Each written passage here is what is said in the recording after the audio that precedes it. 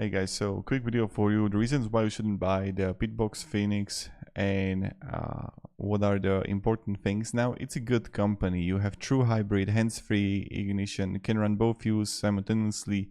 A great temperature control. Also, good price comparing to many competitors. Decent cooking space, like 376 square. So that's great.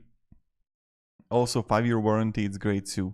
Now, the first thing that you kind of like have to be aware of is that it's heavy and hard to move, okay?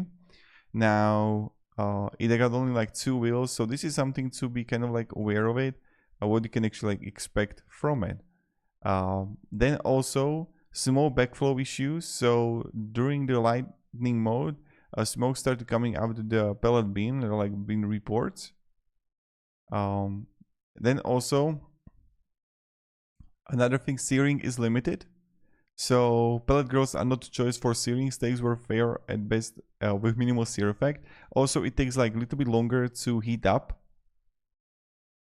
And a lot of people got like similar issues here.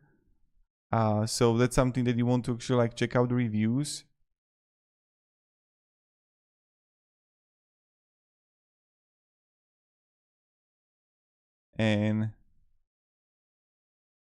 And yeah, that's pretty much it. So what you can actually like expect. Primarily, like check the reviews regarding the smoke. I've seen something this many times happening.